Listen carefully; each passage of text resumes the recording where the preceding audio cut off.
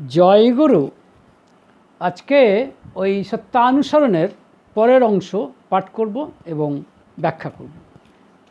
যে অংশটি যে অংশে ঠাকুর লিখছেন ওই পরের মানে দোষ দেখা ও পরনিন্দা এই চ্যাপ্টারে ঠাকুর লিখছেন, তুমি যাই দেখো না কেন অন্তরের সহিত সর্বাগ্রে তার ভালোটুকুই দেখতে চেষ্টা করো, আর এই অভ্যাস তুমি মজ্জাগত করে ফেলো।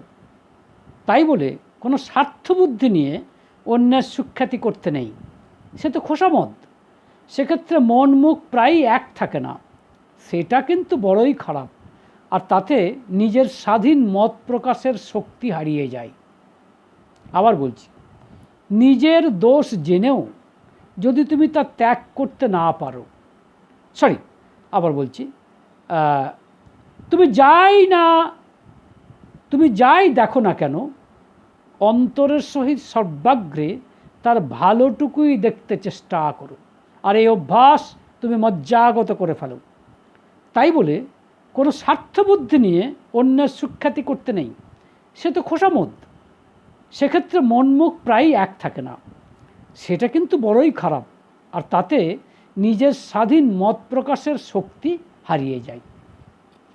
এটাই ইংরেজিটা এরকম বলছেন, at first try with all your might to find good in what you see and breed this habit in your very bones, but one should not praise others with a selfish motive, that is flattery. Generally, in such cases, thoughts and words do not agree. আবার বলছি, at first try with all your might to find good in what you see and breed this habit in your very bones. But one should not praise others with a selfish motive. That is flattery. Generally, in such cases, thoughts and words do not agree. তাই হচ্ছে মোটামুটিভাবে কথা। এখন আমরা লক্ষ্য করে দেখছি যে ঠাকুরের স্বভাবই ছিল অন্যের গুণগান গাওয়া, মানে অন্যের সুখ্যাতি করা। এখন তাই ঠাকুর যে বলছেন এটা বলার অধিকার তিনি রাখেন, যে যাই কেন দেখো না তাতে সর্বাগ্রে তার ভালোটুকুই দেখার চেষ্টা করো, এটা বলার ক্ষমতা একমাত্র তারই আছে। যেরকম একটা ঘটনা বলছি, শান্তিমা বলে একজন ছিলেন, আপনারা জানেন শান্তিমা। তিনি একজন দরিদ্র বিধবা, তার 3টি ছেলে ছিল। ঠাকুরের কাছেই দুই ছেলে এক মেয়ে। মেয়েটির নাম ছিল শান্তি, তার থেকে ঠাকুরই নাম দিয়েছিলেন শান্তি। তো শান্তির মা তার একসময় চোখটা খারাপ হয়ে যায়, তখন কলকাতার প্রখ্যাত ডাক্তারকে দেখাতে বলেন ঠাকুর, এবং তাকে দেখানোর পর সে ডাক্তার বলেছেন যে এই চোখ আস্তে আস্তে খারাপ হয়ে যাবে, হ্যাঁ, ধীরে ধীরে খারাপ হয়ে যাবে, একদিনে হবে না, ধীরে ধীরে খারাপ হয়ে যাবে, এবং এটা মানে প্রায় মানে বলা যায় 99% এটা বলা যায় যে এটা ভালো হবে না।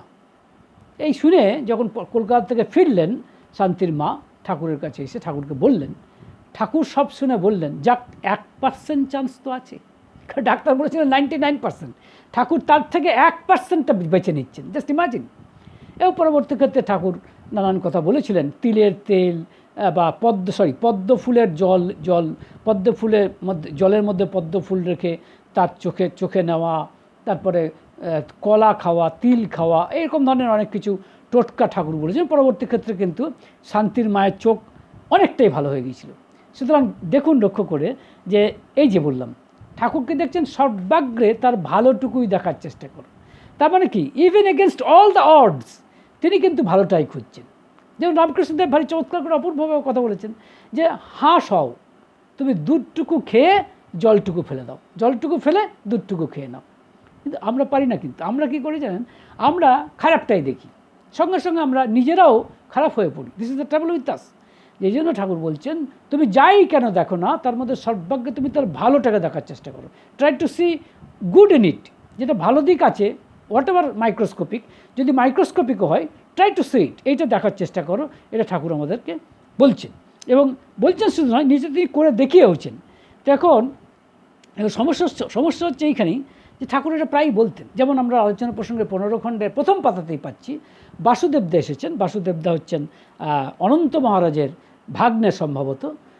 তাকে দেখে ঠাকুর বলছেন, তোকে দেখে অনন্তর কথা মনে পড়ে যায়, কিশোরীর কথা মনে পড়ে যায়, তাদের ভালো ভালো কথাগুলো বলছেন।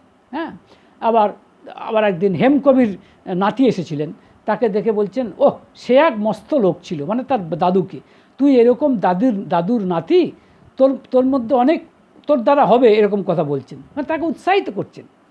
তবে আর কি ঠাকুরের প্রতিটি কথাই হচ্ছে প্রশংসার কথা, সুখ্যাতির কথা।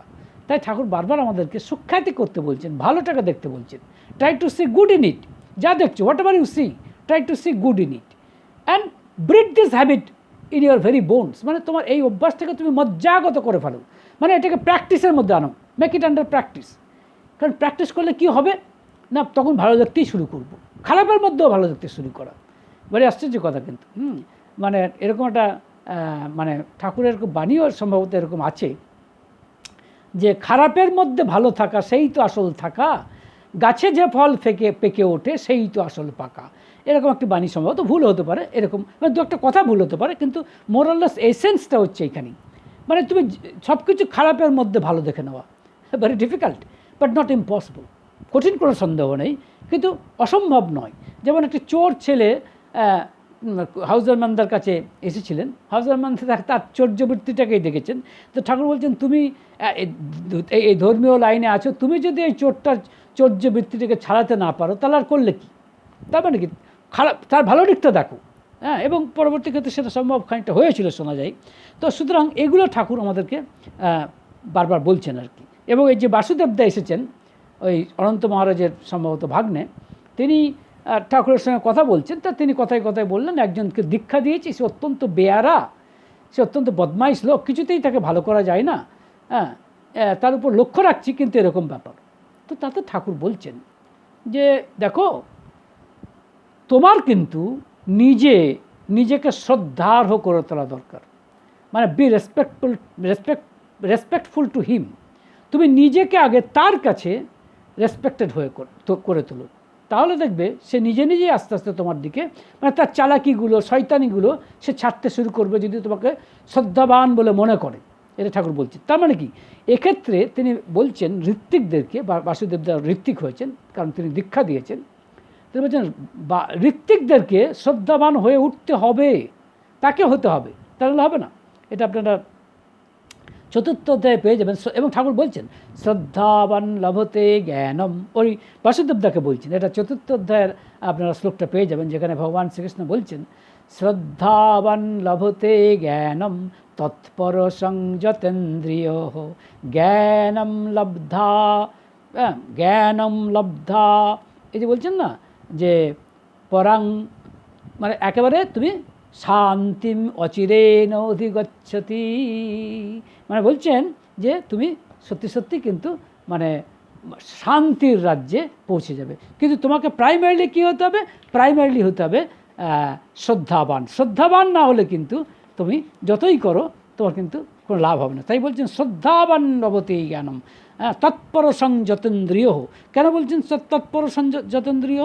তার কারণ হচ্ছে যে ইন্দ্রিয়গুলোকে, অর্গানগুলোকে সংযত করো, এটাই তো শ্রদ্ধাবান হবার মস্ত বড় রাস্তা। তারপরে তিনি বলছেন জ্ঞানম লব্ধা পরম শান্তিম অচিরেণ অধিগচ্ছতি, তাহলে তুমি সহজেই শান্তি, মানে পরম শান্তি লাভ করবে। এটা ভগবান শ্রীকৃষ্ণ বলছেন তাকে। তো এগুলো আমরা দেখছি। সুতরাং ঠাকুর আমাদেরকে শ্রদ্ধাবান হতে বলছেন। কেন শ্রদ্ধাবান হতে বলছেন? কারণ আমাদেরকে দেখে যারা বদমাইশ মানুষ, যারা খারাপ মানুষ, তারা তাদের খারাপ গুণগুলো কিছুটা ছাড়তে উদ্বুদ্ধ হবে।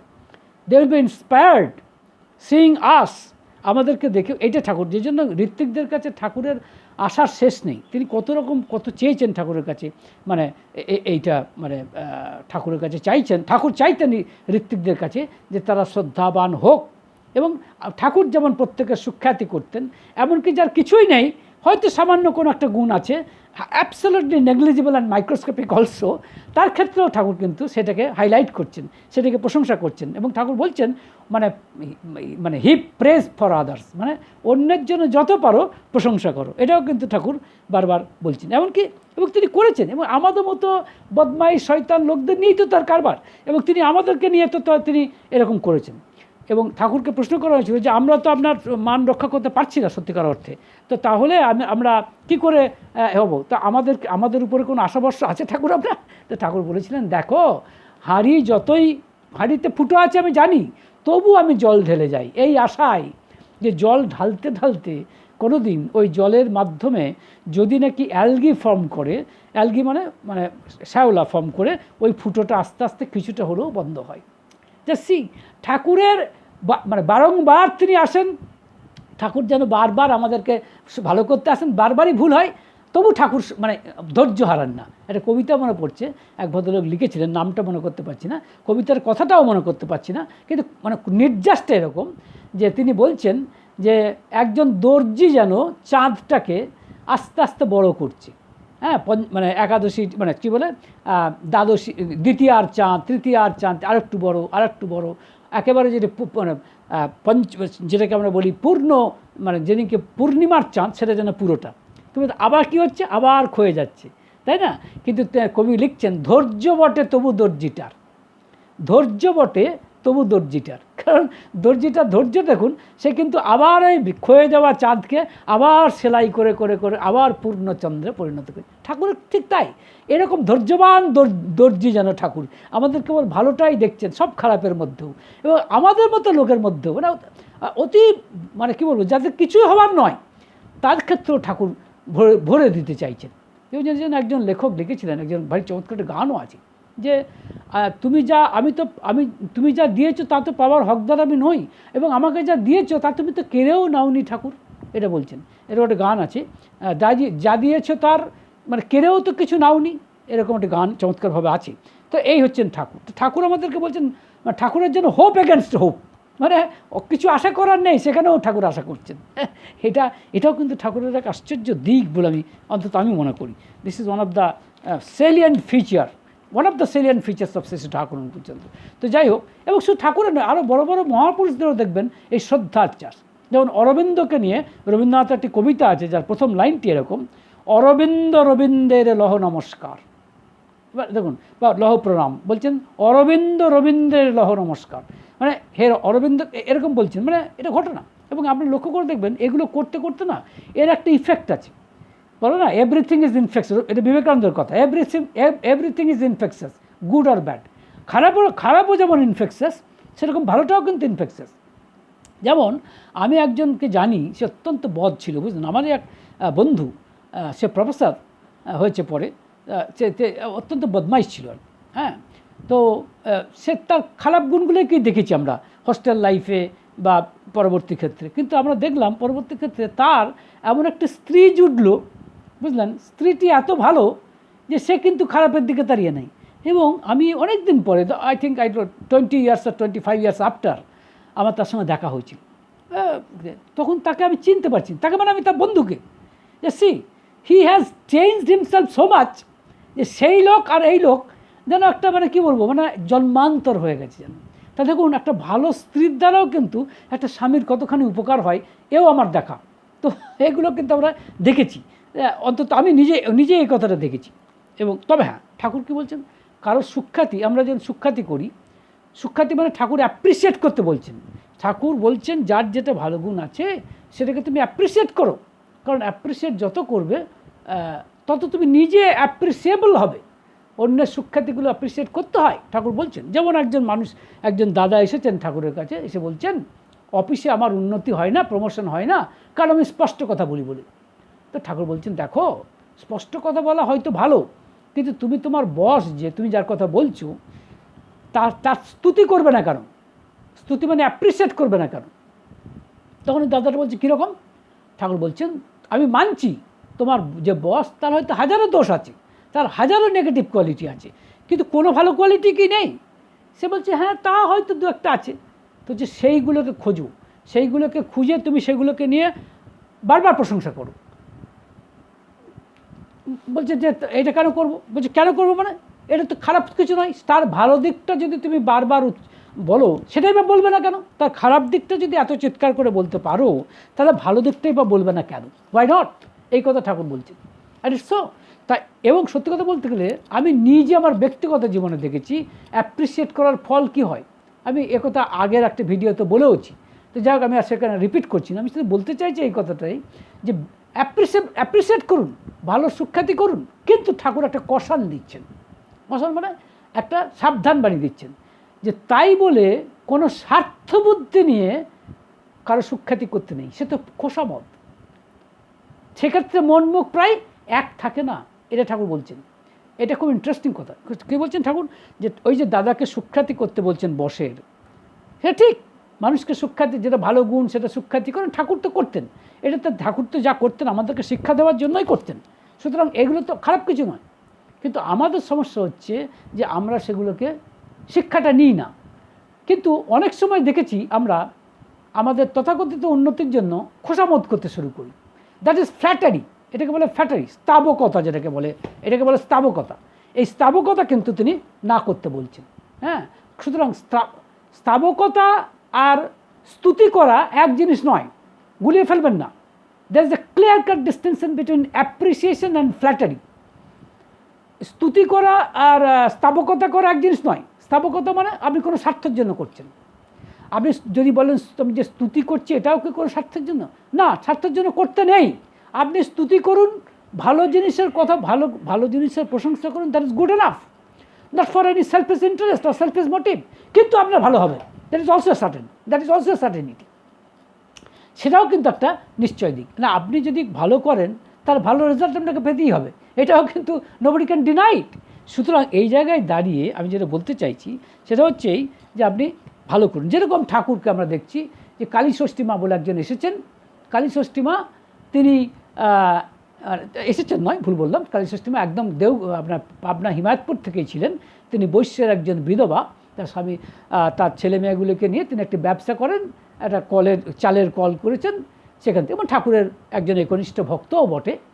তিনি যখন ঠাকুর দেওঘরে এসেছেন, তিনিও এসেছিলেন, তখন তো খুব মুশকিল, তাদের দুজনকেই দেশান্তরী হয়ে আসতে হয়েছে, ওটা নিজের দেশ পরিত্যাগ করে আসতে হয়েছে।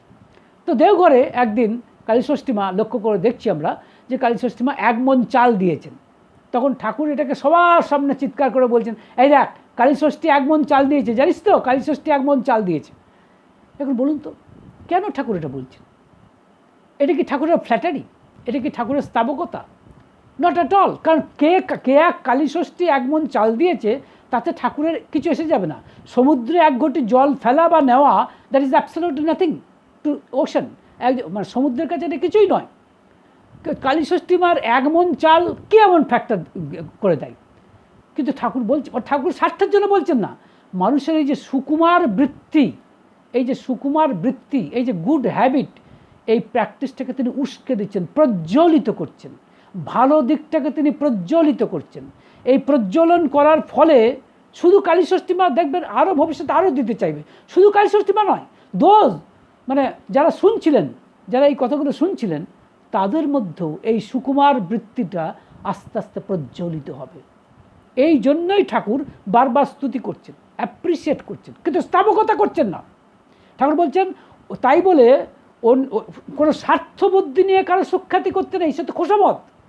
সেক্ষেত্রে কী হয়? সেক্ষেত্রে যেটা হয়, রেজাল্টটাও ঠাকুর বলে দিচ্ছেন। Here lies the speciality of Shri Shri Anukulchandra. করলে কি হয় এটাও দেখুন। বলছেন মানুষের স্বাধীন মত প্রকাশের স্বাধীনতা হারিয়ে যায়, কারণ মন মুখ প্রায় এক থাকে না। রামকৃষ্ণদেব বলছেন না, মন মুখ এক করো। মানে সে যে এই মানে খোসামতটা করছে, তার মন করছে না, তার অন্তর করছে না, সে এটা করছে নিজে কিছু স্বার্থ পাওয়ার ধান্দায়, নিজের কিছু স্বার্থের ধান্দায় সেগুলো করছে। দেখবেন না আজকাল পলিটিক্যাল পার্টিদের খুব লক্ষ্য করবেন, পলিটিক্যাল পার্টির যারা বস, যিনি বস, তাকে স্তাবকতা করার জন্য কি কথাই না বলছেন। অথচ অন্য ক্ষেত্রে অন্য কোনো সাংবাদিক যখন তাকে কায়দা করে জিজ্ঞাসা করছেন, তখন বলছে কী করবো, ওই শয়তানকে বা শয়তানিকে আমাকে এটা করতেই হয়, বুঝতে পারছি তো, ইচ্ছে তো হয় না, কি করবো বলো, নাহলে তো টিকতে পারবো না। এটা হচ্ছে ফ্ল্যাটারি, দিস ইজ খোসামত। এই খোসামত করতে যেও না। There is a clear cut distinction between appreciation and flattery. মানে স্তুতি আর স্তাবকতা কখনোই এক জিনিস নয়, খোসামত এক জিনিস নয়। স্তুতি মানে তোমার স্বার্থ থাকবে না। এবং এটা দেখুন লক্ষ্য করে, এই যেমন ধরুন আমি এই প্রসঙ্গে ঠাকুরের একজন ভক্তের কথা বলতে চাই। তার নাম শরৎচন্দ্র হালদার, তিনি অধ্যাপক ছিলেন, ইংলিশের অধ্যাপক, অত্যন্ত খ্যাতনামা ব্যক্তি।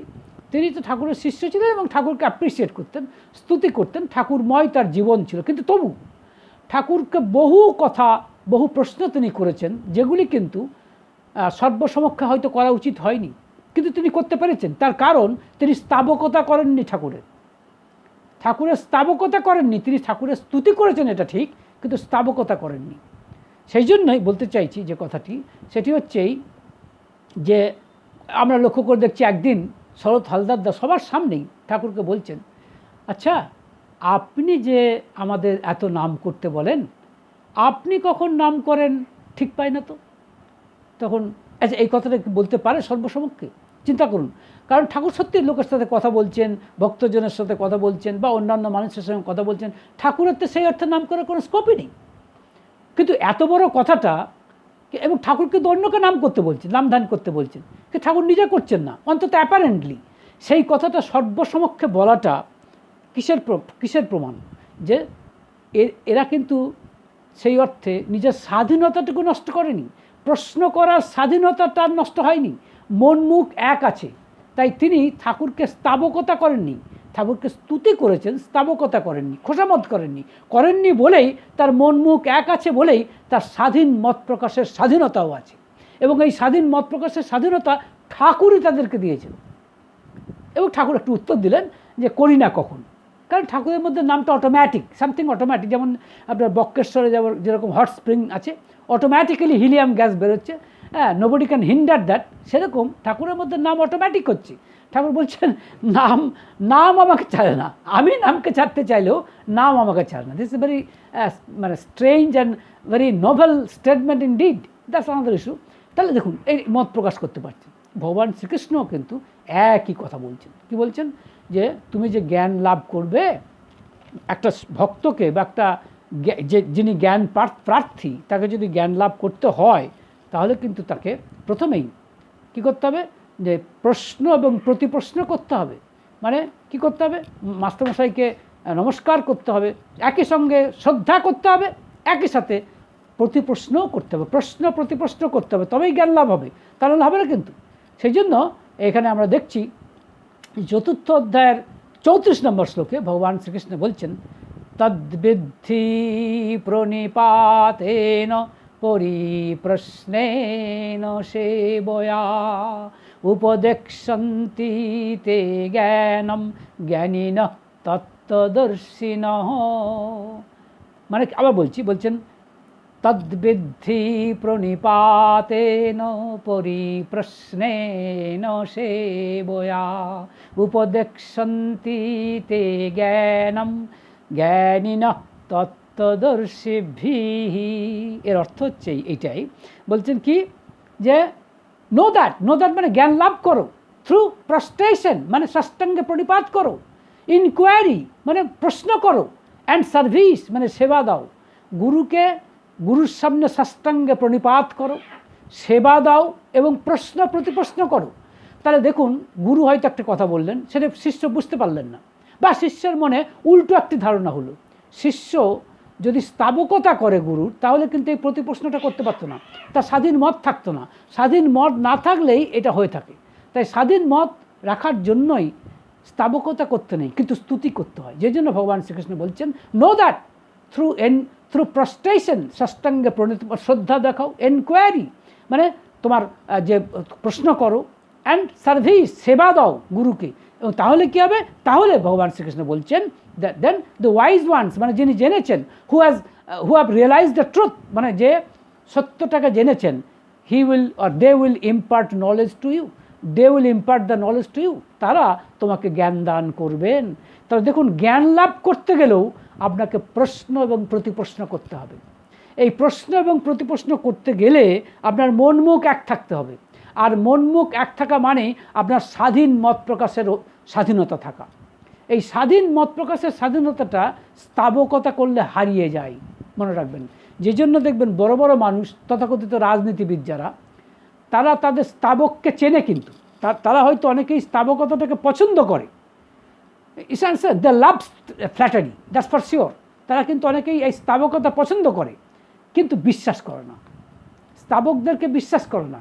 বিশ্বাস করে তাকেই যাদের স্বাধীন মতামত প্রকাশ করার অধিকার আছে। এটা মনে রাখবেন। কিন্তু যে জন্য একটা চলিত কথা আছে যে বোকা বন্ধুর চেয়ে বুদ্ধিমান শত্রুও ভালো।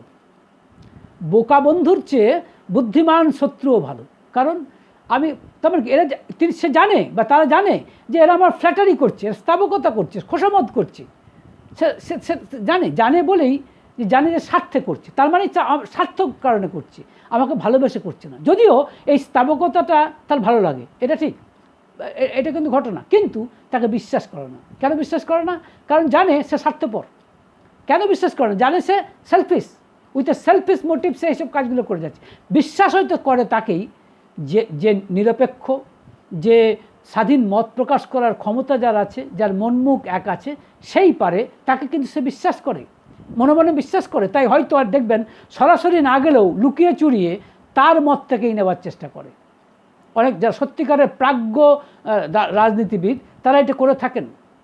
আর যারা তথাকথিত যারা কেবল স্তাবকতাই পছন্দ করেন, স্তাবকতার জন্য, স্তাবক রাজনীতিকদের জন্য, যারা তাদের বলে না, যারা those who are I would like to say those who are মানে সারাউন্ডেড বাই সাইকোফ্যান্টস, তাদের কথা বলছি, তাদের কিন্তু রাজনীতি নষ্ট হয়ে যেতে পারে এবং ভবিষ্যৎ তাদের ইতিহাস কিন্তু তাদের ক্ষমা করবে না। হয়তো তারা তাদের জীবনটা কাটিয়ে গেল ভালোই, হ্যাঁ, কিন্তু ভালো মানে ওই শক্তি এবং পাওয়ার নিয়েই কাটিয়ে গেল, কিন্তু ইতিহাস ক্ষমা করবে না। তারা কিন্তু জগতে একজন তাদের মানে কুৎসিত দিকটাই, কলঙ্কজড়িত দিকটাই ইতিহাস সেটাই লিখবে। সেটা তো পরের কথা। তো আমার বক্তব্য উপসংহার পর্বে এই কথাটাই বলতে চাইছি যে মানুষের প্রতি শ্রদ্ধা রাখুন, মানুষের সুখ্যাতি করুন, ঠাকুর বলছেন, কিন্তু not with a selfish motive, কোনো স্বার্থবুদ্ধি নিয়ে নয়। মানে স্বার্থবুদ্ধি ছাড়া ভালোকে ভালো বলুন, তাহলে সেটা ভালো। আর খারাপটাকে অ্যাভয়েড করুন, এড়িয়ে চলুন। এড়িয়ে চলা মানে খারাপটা এড়িয়ে চলুন মানে কি? খারাপটা খুব জোর করে বলার মধ্যে খুব একটা বাহাদুরি নেই, মনে রাখবেন। নেগেটিভ পয়েন্টটাকে হাইলাইট করার মধ্যে খুব বেশি বাহাদুরি নেই, কিন্তু তাতে ভালো হয় না। যে কারণ ঠাকুর প্রত্যেকের ভালোটিকে সুখ্যাতি করছেন, but at the same time not with a selfish motive, কোনো স্বার্থবুদ্ধি নিয়ে করছেন না। তিনি সুকুমার বৃত্তিগুলিকে প্রজ্বলিত করছেন, ইন্সপায়ার করছেন, এবং কত লোকের কত উপকার হয়েছে। কিন্তু কিছু মানুষ আছেন যারা বাস্তব জীবনে তাদের হায়ার মানুষকে বা অন্য হায়ার মানুষ বা লোয়ার মানুষ যাই হোক, তাদেরকে যে স্তাবকতা করে, খোসামত করে, সেটা কিন্তু ক্ষতিকর প্রভাবিতার আসে। স্তাবকতা করতে নেই, খোসামত করতে নেই, স্তুতি করতে হয়, অ্যাপ্রিসিয়েট করতে হয়। কাজেই অ্যাপ্রিসিয়েশন এবং ফ্ল্যাটারির একবারে যে স্পষ্ট যে পার্থক্য, সেটাকে কিন্তু পরিষ্কার করে বোঝার চেষ্টা করুন। অবশ্যই ঈশ্বরকে ডেফিনেটলি অ্যাপ্রিসিয়েট করুন, ঈশ্বরের স্তুতি করুন। ঈশ্বরের মানে খোসামত করার দরকার নেই, তাকে স্তুতি করুন, এটা সবাই চাইছেন।